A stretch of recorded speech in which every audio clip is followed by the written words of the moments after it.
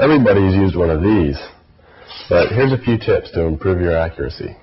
The first thing we're going to cover is tape calibration.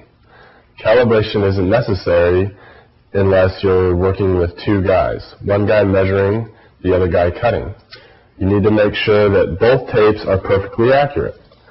The way that I do this is I draw a line, a square line. Doesn't matter where it is.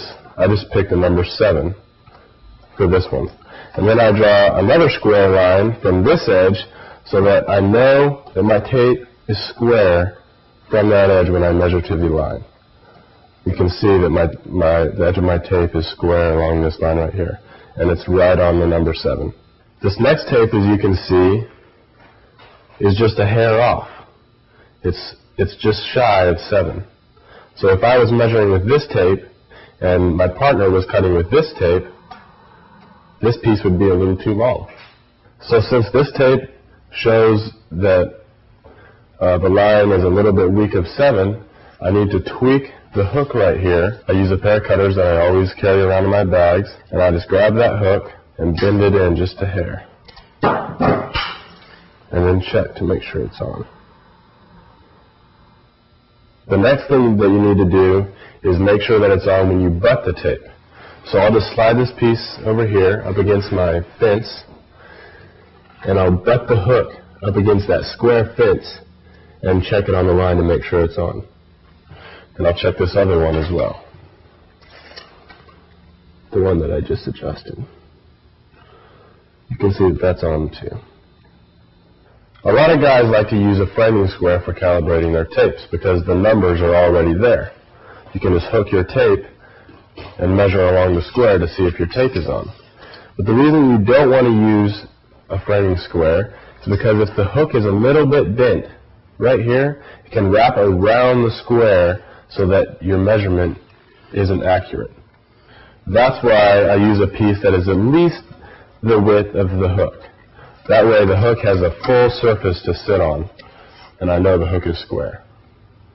Once in a while, you have to measure something like this, where you're measuring from 2 points in space, and you can't place your hook on any real square edge.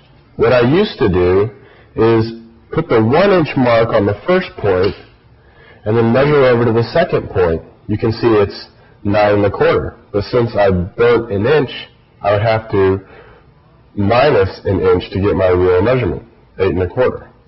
It's easy for me to make a mistake when I'm trying to do that math in my head. 8 times out of 10 I'd get it right, but those 2 times would really slow me down. So what I do now is I measure from the 1 foot mark and over. That way I can read the red numbers and I can see exactly what it is, 8 1/4. I don't have to do any math in my head. When you're working by yourself, measuring a room for, say, chair rail, it's hard to measure any distance over 8 feet by yourself without having somebody holding the end of your tape.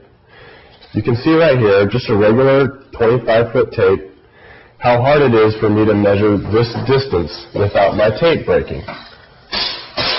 I barely get over 8 feet before it breaks.